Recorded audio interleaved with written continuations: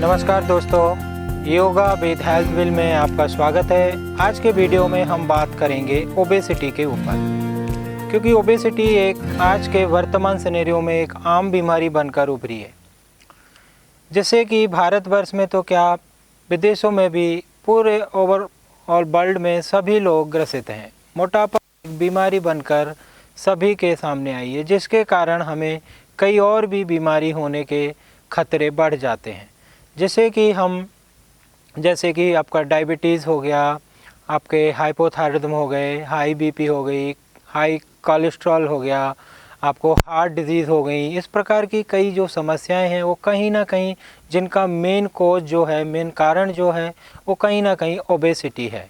तो ओबेसिटी को हम कैसे योगा के माध्यम से रिमूव कर सकते हैं, तो आइए चलिए बात करते हैं हम कुछ प्रैक्टिकल आसनास और प्राणायाम के ऊपर। तो इसी क्रम में आज हम बात करेंगे सूर्य नमस्कार। ओबेसिटी वालों के लिए एक सबसे अच्छा आसनों का ग्रुप है। तो हम स्टार्ट करेंगे। सबसे पहले अपने स्थान पर मैट्स के आगे वाले भाग पर इस प्रकार से खड़े हो जाएंगे। बॉडी को पूरा सीधा रखेंगे। काउंट 1 में नमस्कार मुद्रा, ब्रीदिंग नॉर्मल रखेंगे यहाँ पर इस प्रकार से। Count 1 position.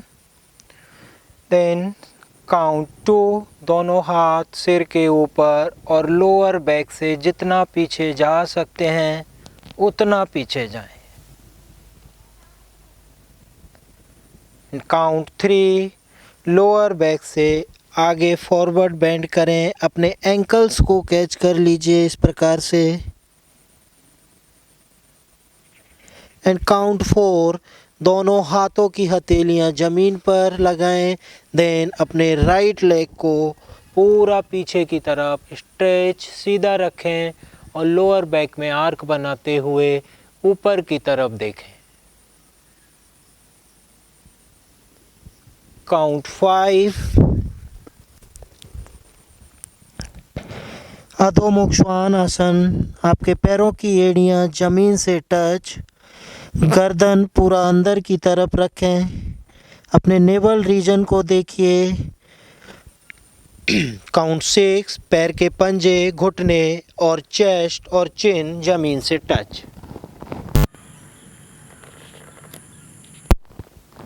7, यहीं से बॉडी वेट को आगे शिफ्ट करते हुए भुजंग आसन। 8, अगेन अधोमुख श्वान आसन। 9,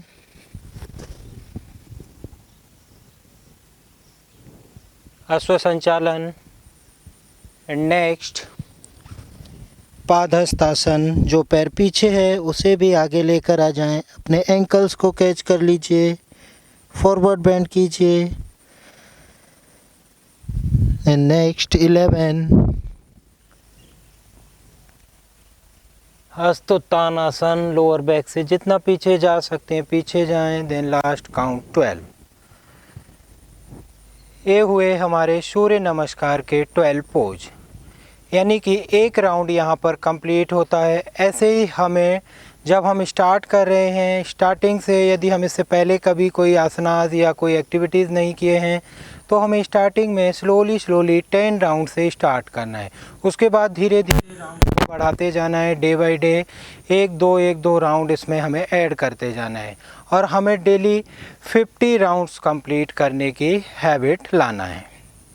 तो जिन लोगों को ओबेसिटी है उनका कहीं ना कहीं मोटापा सूर्य नमस्कार करने से पूरे शरीर का व्यायाम हो जाता है और कहीं ना कहीं फैट को कम करने में यह सूर्य नमस्कार बहुत हेल्प करता है। इसी क्रम में आगे चलेंगे। नेक्स्ट आसना चक्की चाल आसन। नीचे मैट्स के ऊपर बैठ जाएंगे, पैरों को सामने की तरफ फैलाकर बैठेंगे। जितना हमारे मैट्स का चौड़ाई है उतना ही पैरों को खोल कर रखेंगे इस प्रकार से। देन जैसा कि नाम से पता चलता है चक्की चालन आसन, जैसे महिलाएं घर में चक्की चलाती थी सेम उसी क्रम में हमें इस आसन का अभ्यास करना है। सबसे पहले क्लॉकवाइज इस प्रकार से फॉरवर्ड बेंड करना है और अपने हाथों को अपने पंजों से आगे निकालते हुए पूरा रोटेट करना है। देन पूरा पीछे जाना है। यहाँ पर आपके एल्बोज बेंड नहीं होंगे, एल्बो से हाथों को सीधा रखें, पूरा पीछे जाएं, पूरा क्लॉकवाइज सर्कल बनाएं इस प्रकार से। थोड़ा सा फास्ट करेंगे इस मूवमेंट्स को।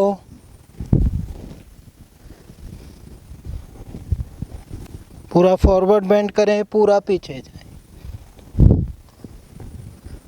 20 times clockwise, then change the direction 20 times anti clockwise. जिन लोगों का मोटापा बढ़ा हुआ है उनके मोटापे को, फैट को कम करने के लिए एक बहुत अच्छा कार्डियो वर्कआउट है। इन 2 आसनों के बाद अब हम बात करेंगे कुछ प्राणायाम्स के ऊपर। एक तो आपको डेली सूर्य नमस्कार करना है जो ओबेस पर्सन है, और चक्की चाल आसन का अभ्यास करना है। इसी क्रम में आगे बढ़ेंगे प्राणायाम प्रैक्टिस के ऊपर। सबसे पहले कपालभाति प्राणायाम का अभ्यास करेंगे। फोर्सफुली एक्सहेल करना है और पेट को अंदर की तरफ खींचना है। दोनों ही क्रियाएं एक्टिव होकर करना है आपको इस प्रकार से।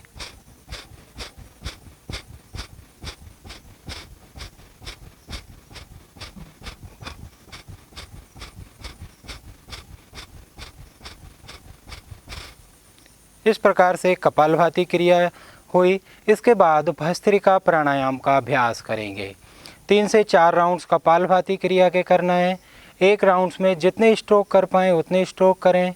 उसके बाद कुछ देर रिलैक्स करें, आधा मिनट 1 मिनट तक। उसके बाद दूसरे प्राणायाम का प्रैक्टिस स्टार्ट करेंगे।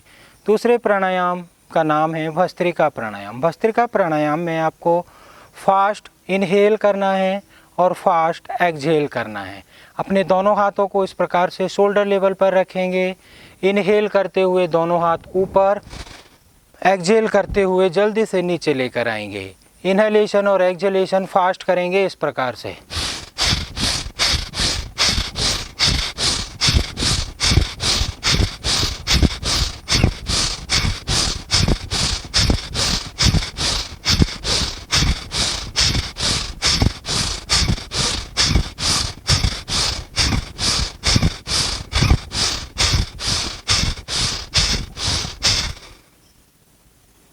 And relax relax relax. एक बार में जितने स्ट्रोक कर पाएँ इस प्राणायाम के, भस्त्रिका प्राणायाम के, उतने स्ट्रोक आप करते जाएं कंटिन्यूस, जितना हो सके आपसे, बिना किसी स्ट्रेस के, बिना किसी तनाव के।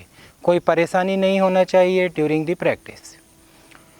तो आज के वीडियो में हमने बात की सूर्य नमस्कार और आसनों के ऊपर और प्राणायाम्स के ऊपर, कि जो लोग ओबेस हैं, जिन लोगों का मोटापा बढ़ा हुआ है, वे लोग किस प्रकार से योगा के माध्यम से अपने आप को, अपने मोटापे को कम कर सकते हैं और अपने आप को और दूसरी बीमारियों से भी बचा सकते हैं। तो आज के वीडियो में इतना ही।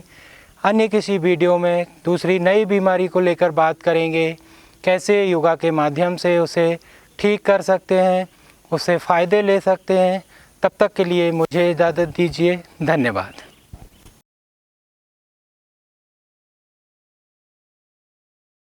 आज हम जानेंगे ओबेसिटी के बारे में या मोटापा के बारे में, जो कि एक बहुत ही कॉमन परेशानी हमें देखने को मिलता है आज के तारीख में, और ऑल एज ग्रुप में हमें देखने को मिलता है।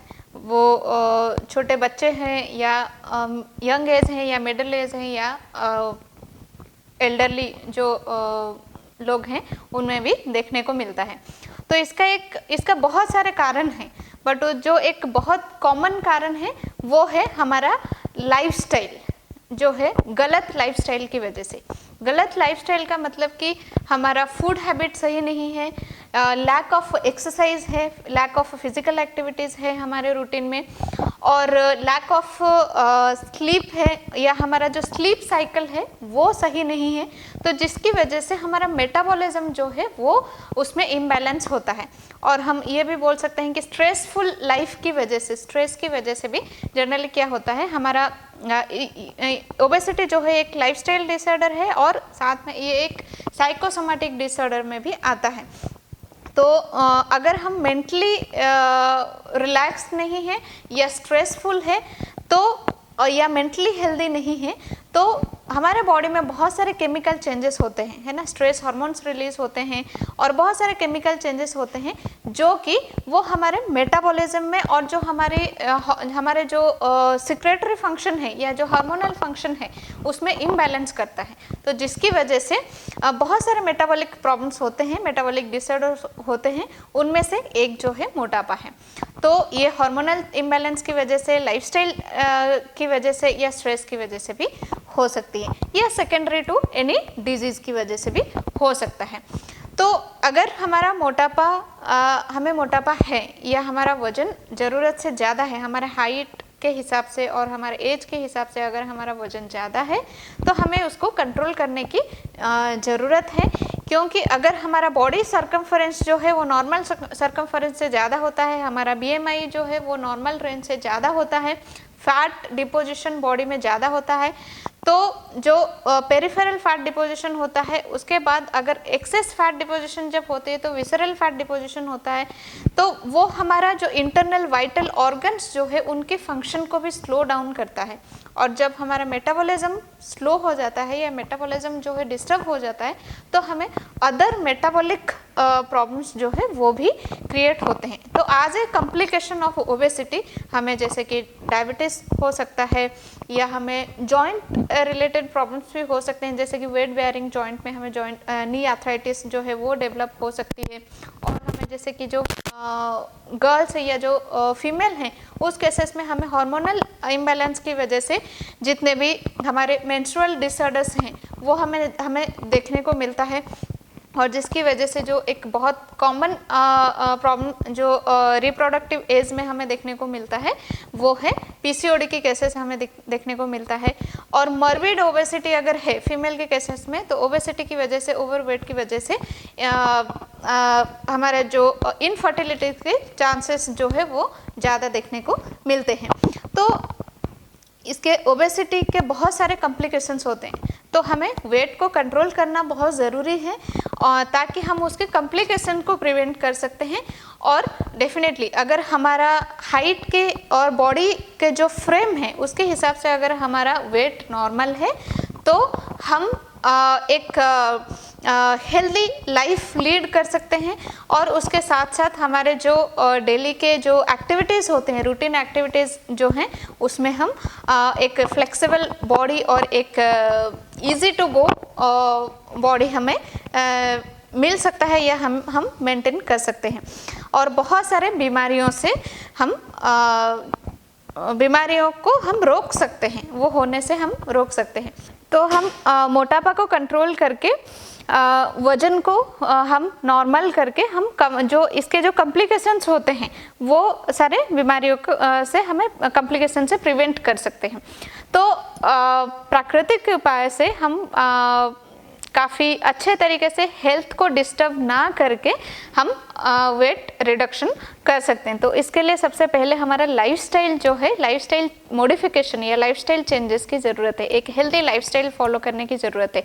उसमें हम क्या करें, सबसे पहले हमारा जो स्लीपिंग हैबिट है वो सही होना चाहिए। हमें जो है जैसे कि हम लेट नाइट जो है सोते नहीं है या हमें नींद की अगर परेशानी है तो हम वहाँ पर काम करना चाहिए कि हमारा स्लीप साइकिल जो है वो प्रॉपर हो। पानी सफिशिएंटली हमें पीना चाहिए, एटलीस्ट 10 से 12 ग्लास पानी हम डेली पिएं ताकि हमारा नेचुरल डिटॉक्सिफिकेशन जो है वो अच्छे से हो जाए। और इसके साथ साथ हम डेली रेगुलरली एक्सरसाइज करें, फिजिकल एक्टिविटीज़ करें, है ना। जब हम अपने बॉडी को, अपने जॉइंट्स को, मसल्स को यूज़ करते हैं या फिजिकल एक्टिविटीज़ करते हैं, हमारा सर्कुलेशन बढ़ता है, बॉडी में नेचुरल हीट जनरेशन होता है और हमारा जो फैट मोबिलाइजेशन होता है, जो स्टोर्ड फैट है वो यूटिलाइज होती है एनर्जी के फॉर्म में, और धीरे धीरे जो स्टोर्ड फैट है वो धीरे धीरे कम होने लगता है। तो हमारा वजन भी धीरे धीरे कम होता है और इसके साथ साथ हमारे जो बॉडी के सर्कमफरेंस हैं वो भी कम होता है धीरे धीरे, इंचेस जब हमारे लॉस होते हैं। तो इसके लिए हम योगा अभ्यास ज़रूर करें, रेगुलरली करें। योगा अभ्यास में जितने सूक्ष्म व्यायाम है वो करें। थोड़ा बॉडी को वार्म अप करने के बाद हम डायनामिक योगा अभ्यास है वो करें, और पावर योगा अभ्यास भी हम कर सकते हैं अगर हमें कोई जॉइंट प्रॉब्लम की शिकायत नहीं है। और सूर्य नमस्कार बहुत इफ़ेक्टिव और बहुत एक सरल माध्यम है जो हम कर सकते हैं। प्राणायाम में हम कपालभाति और भस्त्रिका प्राणायाम हम कर सकते हैं, है ना। तो ये सारे यौगिक प्रैक्टिसेस करें और डेली हम वॉकिंग करें, ब्रिस्क वॉकिंग करें। और इसके साथ साथ हम जो नेचुरोपैथी के जो ट्रीटमेंट्स पद्धति हैं, नेचुरल ट्रीटमेंट पद्धति हैं, उसको अपनाएं। उसमें जैसे कि हिप बाथ जो है, कटिस्टन जो है, बहुत ही इफ़ेक्टिव ट्रीटमेंट है आपकी मेटाबॉलिज्म को बढ़ाने के लिए, और जो बेसिकली जो एब्डोमेन फैट है, हिप और थाइस में जो फैट डिपोजिशन है उसको कम करने के लिए, और आपकी जो ओवरऑल जो आपकी बॉडी के जो हेल्थ है उसको मेंटेन करने के लिए ये आपको हेल्प करता है। तो हिप बाथ हम रेगुलरली ले सकते हैं 20 से 30 मिनट के लिए। इसके साथ साथ इमर्शन बाथ है, अंडर वाटर मसाज है, और कुछ स्टीम बाथ है। डिटॉक्सिफिकेशन के लिए हम ले सकते हैं सोना बाथ एंड स्टीम बाथ जो है। तो ये नेचुरल बॉडी का डिटॉक्सिफिकेशन एक तो होता है, स्टीम बाथ और सोना बाथ हम ले सकते हैं, एडवाइजेबल होता है। और इसमें क्या होता है, हमारा एक नेचुरल डिटॉक्सिफिकेशन होता है और आपकी मेटाबॉलिज्म इम्प्रूव होता है। इसके साथ साथ हमें डाइट का ध्यान रखना बहुत ज़रूरी है, और इसमें स्पेशली हम कोशिश ये करें कि फैटी फूड ज़्यादा ना लें। जितना फैट इनटेक हमें ज़रूरत है हम उतना ही लें, और एक हेल्दी और बैलेंस डाइट लेने की कोशिश करें। और हमारा डाइट का जो फूड, पूरे दिन का जो फूड है, फूड का कंपोजिशन जो है वो एक हेल्दी, न्यूट्रिशियस और बैलेंस डाइट होना चाहिए। और उसकी जो कंपोजिशन है वो ये होना चाहिए कि फाइबर इनटेक, फाइबर जो डाइटरी फाइबर है उसकी मात्रा हमारे खाने में अधिक होना चाहिए। वो कैसे मिलेगा हमें, जितने भी फ्रेश फ्रूट्स एंड वेजिटेबल्स हैं उनकी इनटेक हम ज़्यादा करें। सीरियल्स और ग्रेन्स जो है उनकी इनटेक वेजिटेबल के मात्रा से थोड़ा कम करें, और सीरियल्स और ग्रेन्स जितने भी हैं उनको हम होल ग्रेन और सीरियल्स लें। तो इसमें हमें प्रॉपर न्यूट्रिशन भी मिलता है, जितना पोषण की डेली रिक्वायरमेंट होती है उसकी फुलफिलमेंट हो जाती है, प्लस एक्स्ट्रा कैलोरी हम नहीं लेते हैं। तो यहाँ पर हम जितने भी हम अपने कैलोरी को वॉच करना चाहिए।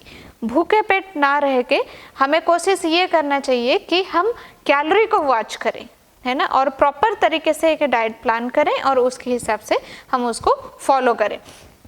दूसरी जो है नेचुरोपैथी का एक अहम चिकित्सा पद्धति है फास्टिंग थेरेपी। तो हम इंटरमिटेंट फास्टिंग जो है वो काफ़ी फ़ायदेमंद होता है, या हम शॉर्ट फास्टिंग या लॉन्ग फास्टिंग भी कर सकते हैं एज पर एडवाइस। तो फास्टिंग में क्या है, हम किसी भी जो थेरेप्यूटिक फास्टिंग होता है इसमें हम डॉक्टर के एडवाइस के हिसाब से आइदर हम जूस फास्टिंग पे, या फ्रूट जूस या वेजिटेबल जूस, या रॉ डाइट फास्टिंग पे हम रहते हैं जिसमें हम केवल फ्रूट्स या वेजिटेबल इंटेक करते हैं रॉ फॉर्म में, स्प्राउट्स ले सकते हैं, या हम केवल पूरे दिन नींबू पानी या बटर मिल्क या कोकोनट वाटर ऐसे किसी भी लिक्विड में हम फास्ट कर सकते हैं, या केवल फल पे हम फास्ट कर सकते हैं। तो जो मेजर न्यूट्रिएंट्स होते हैं बेसिकली, और कैलोरी जितना डेली हमें रिक्वायरमेंट है उससे कैलोरी जो है कम करके हम अपना पूरे दिन का डाइट प्लान करते हैं। तो इस तरीके से हम फास्टिंग थेरेपी को अडॉप्ट कर सकते हैं। और रिसर्च में ये पाया गया है, ये क्लिनिकल रिसर्च में ये देखा गया है, प्रैक्टिकल एक्सपेरिमेंट करके ये देखा गया है, फास्टिंग थेरेपी जो है ओबेसिटी या जितने भी मेटाबॉलिक डिसऑर्डर्स हैं उनमें काफ़ी अच्छा रिजल्ट हम पाते हैं और काफ़ी बेनिफिशियल है। तो हम डॉक्टर के एडवाइस से या कोई नेचुरोपैथी एक्सपर्ट जो हैं या कंसल्टेंट हैं उनके एडवाइस से हम ये कर सकते हैं। बट फिजिकल एक्टिविटी करना ज़रूरी है, daily at least 1 hour exercise, 45 minutes to 1 hour योग अभ्यास हमें ज़रूर करना चाहिए, या किसी भी प्रकार का फिजिकल एक्टिविटीज़ हमें करना चाहिए। तो हम वेट को कंट्रोल कर सकते हैं, और ओबेसिटी की वजह से जो कॉम्प्लिकेशंस होते हैं या जो अदर मेटाबॉलिक बीमारियां हमें होते हैं उसको हम प्रिवेंट कर सकते हैं। धन्यवाद।